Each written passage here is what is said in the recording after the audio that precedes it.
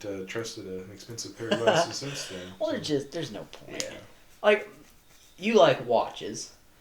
I do, yeah. But do you think if you had the money and you were part of the apparent club you have to be part of to get a Rolex, do you think it'd be worth it?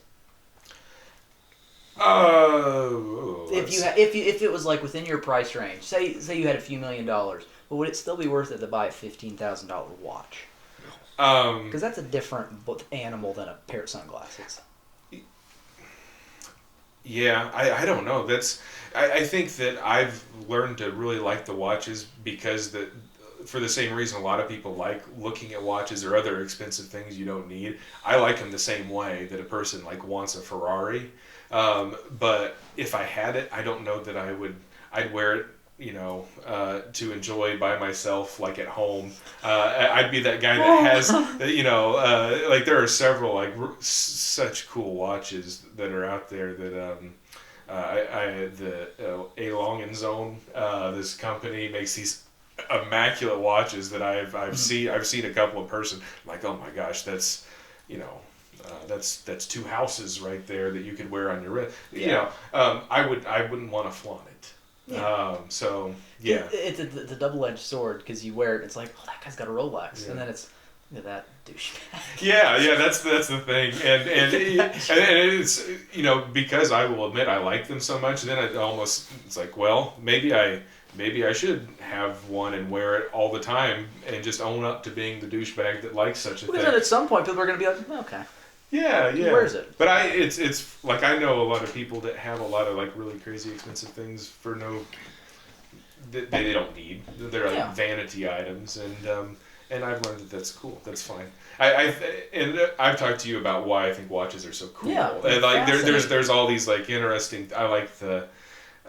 But it's a cliche to anybody that's into watches because they're like, oh yeah, he's going to talk about how he likes how they're mechanical and this and that, and it's like a little machine. Well, that's fascinating how you said that watch you have on is just put together with one screw through the center of all the pieces. That's crazy. And it's plastic, but it's cool because it's like if I were to wear this plastic watch made by a robot, okay, I could wear this watch for the rest of my life, and I would only need to adjust it. I mean, it only loses seconds, a few seconds every day.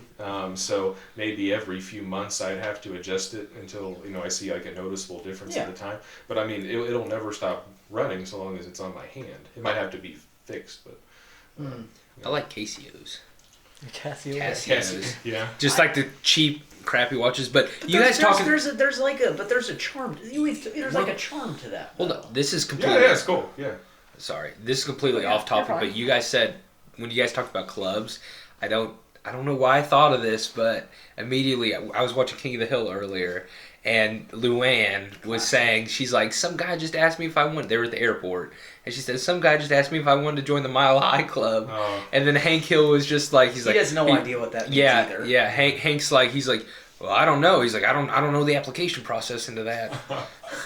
And I was just like, oh, I know I can only assume the application process. I was like, I know. No, I don't. Well, I don't know. I've only been on a plane once. So, and the time I was like 10, and the Cokes were served in glass cups, and it was super fancy. And I can just remember wanting to get champagne at 10 years old on a plane and just be like fancy, just being like this nice little velvet tux, and just like. I've never had an experience on an airplane quite like that. You're describing something that is even beyond what I saw in first class. So that must have been, that was cool. Hold on. Maybe it's the way I've shaped my memory into it's probably a plastic cup. I have no doubt that you had it. I'm just saying, like. No, at the time I was so dumbfounded about being in a plane, so I thought everything was cool. But it probably was a lot shittier than I imagined. Yeah. Like That's the way most things in life are. I made my world. Oh my goodness, there's the Bridge to Terabithia. I made my own thing. That's a great movie, by the way. Josh Hutcherson, great actor. I'm for him all the way. Kicking and screaming. That's it. Great movie. That's what started his career. Just a quick plug for Bridge to Terabithia. Yeah, no, I used to love watching that movie. But then I finally found out at the end when the girl doesn't show up, she's dead. Yeah. And I was just like, holy cow. I don't know how long that took to resonate with me, but it was like, 3 times watching that movie, and I was just like, well, she's dead. Well, oh my God, she's died. Dead, died. Well, She's dead. She is going dead. Back to the watch thing, it's kind of like sneakers. That's another, like, I've seen people the same way about sneakers, and I kind of like sneakers too. And that sounds ridiculous coming from a guy that's been wearing the same pair of Birkenstocks for approximately, I don't know, since March, basically. But I have of these sneakers, and I buy them because they remind me of my youth. Like really desiring these things than being able to get them. So I have like, there's this one pair I always wanted, these Nike Air Max Up Tempos. They were the ones that say Air on the side. Yeah. You remember those? Yeah. They were like, they're kind of dorky. But there was a certain color combo that was like blue and white. And it was, it became kind of identified as like Scottie Pippen's signature shoe. Before he actually had a signature shoe, it's the one that he was identified with, and it was the Dream Team shoe. So they wore them whenever they were playing in the Olympics, and I have those, and I've worn them outside like 2 times. But every time I open the closet and see them, like I'll get them out, I'll hold them, I'll look at them, and be like, those are cool. Like, and I have this experience. So I think. I'd hate to have a Ferrari and keep it in the garage, but if you still get that experience, if you're still enjoying it, I think it's fine. And eventually you'll have you'll have a child, and his best friend will ruin them. Coerce you to take it on a trip, a joyride to Chicago, and you'll try to get the miles off, and you'll run it backwards out of your glass house, just like in Ferris Bueller's Day Off. So what'll happen? Yeah. So. Shoes. There was like a stretch where I wanted, like the type of shoes you're talking about, like nice Nikes and stuff. You have a pair of Griffies, right? I swear I have several pairs of Air Maxes again that I like are in my closet. I don't think I have the ones that were the Griffies, but I remember whenever King Griffey was like the first baseball player to have a signature shoe. There's this. I've talked about this with Hugh for the show. Baseball doesn't have the same glamour aspect as basketball. Yeah, true. And the failure of Major League Baseball currently is they're trying to do that. It's just not the same thing. Baseball's my favorite sport. It's not the same thing. It's a whole different vibe. I'm not getting into that. Anyway, King Griffey's the only player ever for baseball that's like, oh, he's an icon. He's like sexy. He's got the logo like Air Jordan, That's the thing. It's like no NFL player even has. Like NFL's huge, but it doesn't really. I mean, there's Joe Montana, Tom Brady, Peyton Manning. Yeah. Other than that, there's nobody. King Griffey was like, it's like sports icons of the '90s. Michael Jordan, King Griffey Jr. I mean, it was like he's a baseball player and he was some icon. So it's crazy that he had a pair of shoes that were so lusted after. Yeah, I think I remember. I remember that when those came out, and that was cool. And I remember the I think it was called East Bay Magazine, which was like a catalog for sports equipment. And it was always like you get those, and you're like, oh, the new shoes coming out. And it wasn't really it was just about like looking at the new thing and kind of desiring it and knowing you couldn't have it. That was fun. So it's kind of fun to do that as an adult sometimes too. See, Andre Agassi had. You the tennis player? Yeah. There was like he became like a very important like sports fashion figure for a little while, I think. What you were saying about the magazine, though, I mean, when I was a younger kid, I've talked about this with my friends. I hate that it's just not the same anymore. Because when I was a little kid, Christmas catalogs would come. Yeah. My grandparents mainly my grandma, she would be like, here, circle the toys you want. I never got all of them. I just got some of them. She's like, circle everything you want. Oh, yeah. But it was just like every time you turn a page, it's just like, this is great. Yeah, like the Sears and JCPenney. Or it was like, I think the one we always got was like Target. Oh, okay. But like Target was like... I'm thinking even like years past, I think you're thinking of like the ad that comes out, the extra thick one that comes out. That's exactly, like it's the ones that are this thick and you're just like, it's like girl section. Yeah. Like whatever. Yeah. But I was like, I love that. And I've talked about it with Isaac before. It's like I still love Christmas. I get excited for it. But it's like that anticipation of just like getting toys is gone. Yeah. And it's like, well, I'm 21. I don't really care for toys anymore. But it's like I miss caring about toys. I miss waking up and opening toys and being like, this is amazing. Yeah. Like we've talked about. It's like I really miss being like 8 years old and just being. I think. Like crazy excited to get new toys for Christmas because now it's like I got jeans. Yeah, I think you've summed up one of the like challenges of becoming an adult is like trying to discover the thing that makes you as excited as circling the toys in the catalog. And that's hard to do. But I remember before that, like the JCPenney and the all the big stores, they would put out these big catalogs that were like an inch and a half thick, and there'd always be a toy section in them. And I remember like going and looking Just at those nonstop. nuts. And I would look at the same picture of like the same I don't know what it would be, even like a bicycle or like a trampoline. Like, oh man, a trampoline, that'd be really cool to have. And yeah, it was just fun. It was fun to do. As an adult, you're older than me. Is there what's the closest you come to that then? If anything. It's like you just don't know.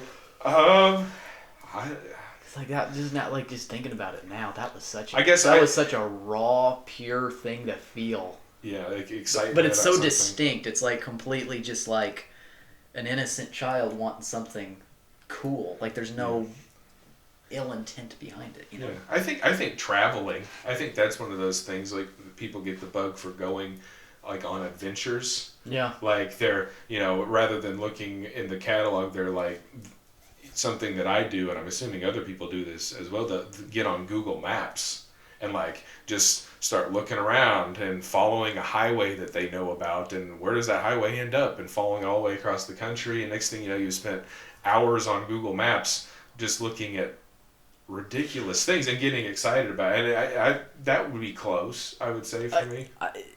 Every time we get together, I always bring this back up, but it's like we always talk about traveling, just out west in general, because you've been out there a bunch, and I've been out there a couple times, but I mean, it sounds cheesy and cliche. It really changed my perspective on like, because I mean, we're driving out there.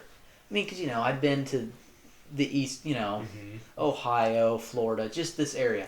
I mean, it looks different, but still, it's pretty much the same. Mm-hmm. I mean, you hit, like, Texas and everything west of Texas, it is a completely different looking landscape. Yeah, it's really cool. And it's like, it's like my dad, he says, like, in my downtime, I'm pretty much just trying to plan our next vacation. He's like, cool. He's like, that's all. He's like, I'm just like, he's like, I'm looking at budget, I'm looking at hotel costs. He's like, I'm looking at what would be good at this time of year. He's like, that's what I do pretty much in my free time. Yeah. Which is really like I'm really grateful for that.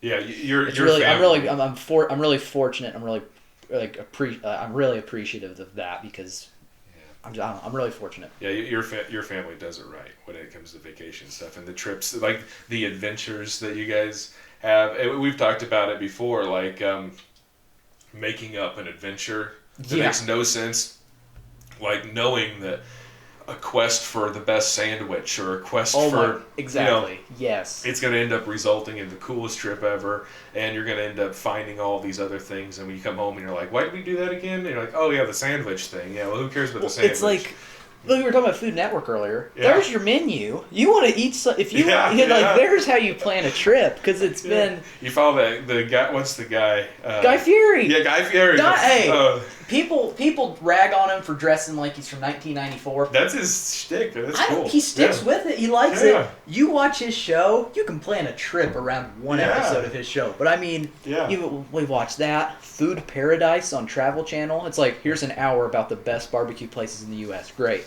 So it's like off of those shows, like 2 times in my life, we've planned like 4-day trips to Memphis just to eat barbecue. Rendezvous. Rendezvous twice. I was weary to eat there a second time because I was like, it's not gonna be as good. It's gonna be ruined. Ate there a second time.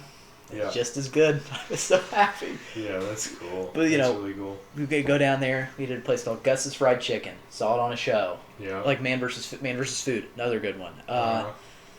The Germantown Commissary. It was all right. Still neat, but I mean, people are like, you like drove to Tennessee just to eat a restaurant. Like, of course, my sister could care less, and my mom loves going wherever we go, but me and my dad are like, hey, yeah, 10-hour drive for some ribs, you bet. Yeah. No issue. Yeah, but it's cool. But like, if it was something your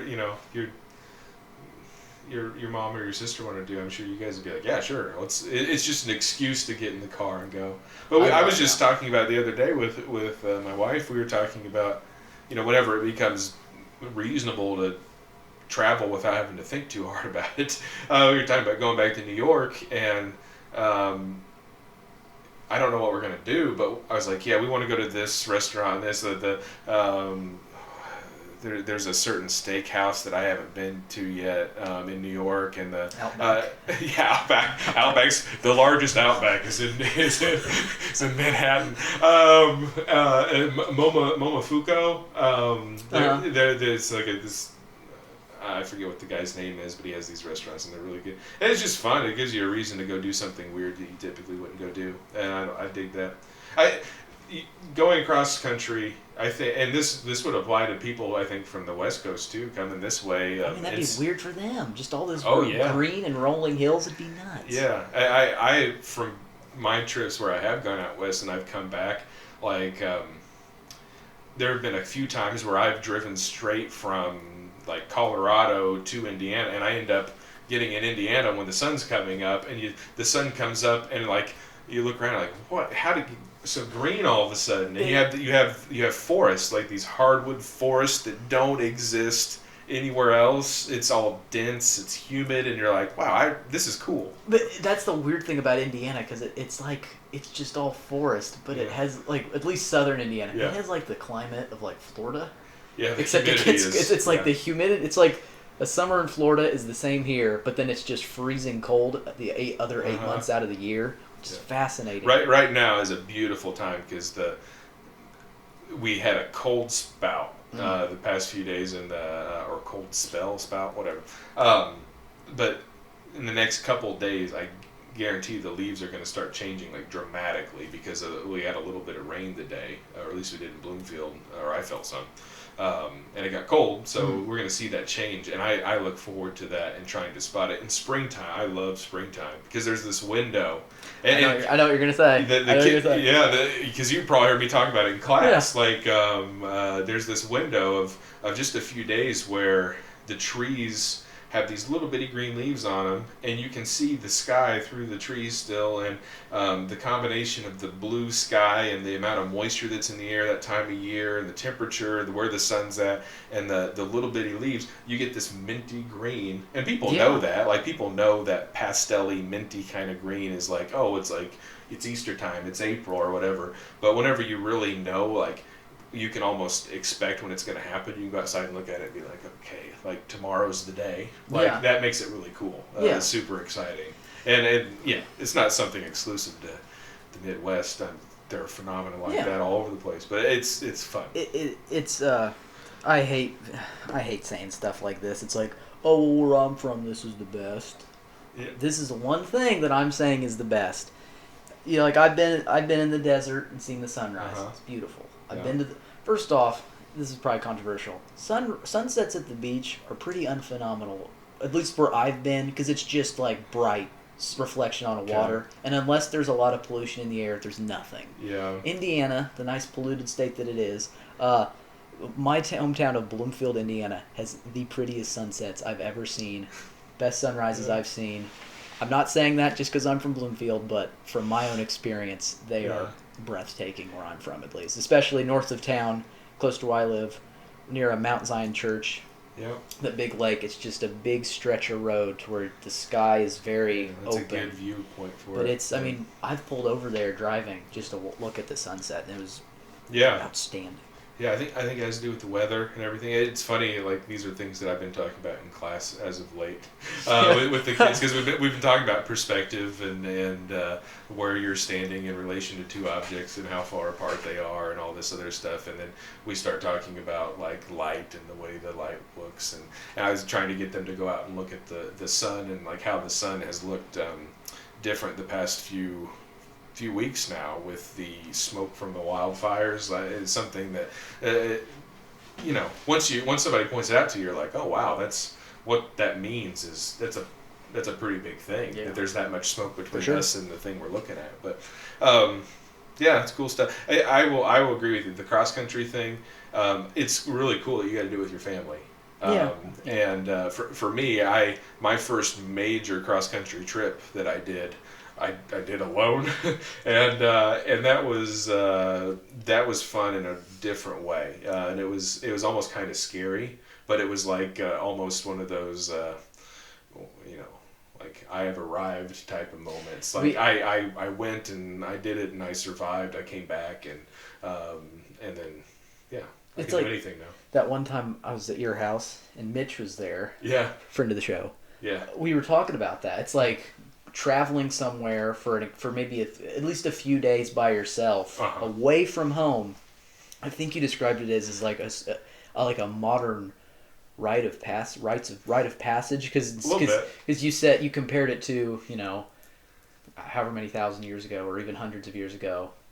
I mean, even kids like 150 years ago, it's like, go find us a deer. Go kill us a deer. Take us, like, you might be gone a few days. Yeah. Do not come back until you've killed something. I mean, driving in a car with air conditioning and money, it's completely different. Completely different, yeah. But it's fun to put yourself in that mindset and try to embrace that, like, the romantic notion of pioneering or something like that. I mean, even if it's just sleeping in your car. Yeah. At a Denny's, whatever. Yeah, and I've shared so many stories about like whenever I was struggling with things and like sleeping in the car, and but I didn't mind it at all. Like and even now, like I am looking for in a couple weeks we have fall break at school, and I am so excited to go on a little camping trip by myself. I'm gonna go and set up. And I have the means to. You going to Shack-a-Mac? No. I'm gonna go down towards to a little town called Brookville, Indiana, or at least I'm planning on. And I've gone there every year for this will be probably my 10th or 11th year. This will be the first time I've been down there without my buddy Larry. So. It's going to be one of those things. I have a van that I could take down there, and it's like an RV that I could use, or I could get a hotel room. Like I'm doing fine, but I want to sleep in the tent. And I want to be cold. I want to wake up chilly. I want to take a shower, like and just free. Like there's this visceral experience, and I think it sounds. Whenever hearing these words coming out of my mouth, it sounds ridiculous. It's like I've got so much going in my favor, and I'm so privileged in the life that I have. I'm looking forward to depriving myself of all of that. That's so because there's like even philosophy saying like you should deprive yourself of normal things and you'll learn to enjoy it. So when you have your regular life, you'll enjoy it even more, or just not, or be indifferent to you. Like, I'm good either way. Yeah. When I was in junior high, for my birthday for a few years, I would go with my friends camping. And one year it was me and my friends. It was Austin, Patrick, Isaac, Luke, and I think Travis. But we were all sleeping in the tent. And I remember we were pansies and we had an air mattress. And there was another tent where my mom, dad, brother, and sister, they're all in one big tent sleeping, I don't know, 30 feet away. But we went to bed, and as soon as my dad was like, all right, see you guys later, Austin just went like, he just yelled bonsai and jumped on Isaac and started fighting them. But anyway, I remember we all woke up in the morning, and Patrick and Luke had somehow pushed everyone off the two air mattresses. So I looked around. I was wedged up against the thing of the tent. There was maybe this much of room, so I was just like this, and I looked around, and Austin and Isaac were just like wet. Like Isaac might have been between both air mattresses like this, but we were asleep. But Austin was also just squeezed against it. So I mean, that's how camping's gone for me at least. Yeah, you're too awake to not remember that, or you're awake enough to remember all that, but you're too sleepy to actually get up and do something about it. That sort of thing. It's like oh, I'm gonna have a stiff neck, but I'm just too tired. Guess I'm gonna live with it. That's funny. I I dig things like that. I think it's cool. Well, Adam said he had to use the bathroom. I imagine he's pooping at this moment because he is still not back. That's I hope he has a Sears catalog. Circle of toys. Something to look through. My dad, anytime someone will call for my mom, because we still have a home phone, because it's necessary for us, because the signal on our cell phones is terrible. Yeah. And a home phone's nice to have, because there's no cutting out. It's good. It's a Yeah. landline. So anytime someone calls for my mom, and she's not available, and I go, well, she is usually, like, doing something, but Dad will just go, oh, she's pooping. She can't talk right now. And then my mom will either hear it and yell, or my dad will just be like, she's pooping. She's like, no, I'm not. No, why were you saying that? Why would you say that? You know, that's funny. Funny stuff like that. Oh. Well, you good? You got Well, anything else to say? I think you wanted to talk a little bit about Fargo. That's true. Okay, that's good. So That's good. We'll talk about that. We'll talk about that. Fargo. We're going to talk. This is the